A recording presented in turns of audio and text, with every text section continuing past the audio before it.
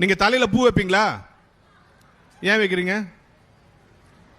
ஏன் வைக்கிறோன்னு தெரியாம இவ்வளவு காலம் வச்சுக்கிறாங்க பாரு. ஏன் வச்சுக்கிறீங்க? அழகுக்கு, அந்த அழகுக்கு, அப்புறம் வாசனைக்கு, ரைட், மங்களகரமா இருக்கிறதுக்கு, இப்படி பல காரணம் சொல்றோம். பரவாயில்ல. ஆனா பூ வைக்கிற பழக்கம் எப்படி வந்துச்சுன்னு ஒரு சின்ன குறிப்பு இருக்கு தெரியுமா? இப்போ நான் எனக்கு பசிச்சுன்னு வச்சுங்க, வயிறு சூடாயிடும். உணர்ச்சி வசப்பட்டேன்னு வச்சுங்க, உடம்பு சூடாயிடும்.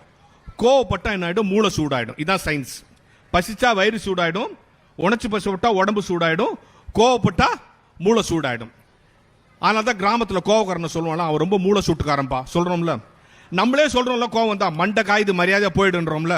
அப்ப கோவம் வந்தா மூளை சூடாயிடும். இதுல யாருக்கு தெரியுமா சீக்கிரம் சூடாயிடும்? பெண்களுக்கு தான் சீக்கிரம் சூடாயிடுமா. அதனாலதான் குளிர்ந்த மலர்ல கொண்டு போய் அங்க வச்சு அது சூடாவாம பாத்துக்கிறது. அதனாலதான் சொல்லுது, கோவம் வந்தவன பூவை பிச்சு எரியுது பாத்தீங்களா, மூளை சூடாயிடுச்சுன்னு அர்த்தம்.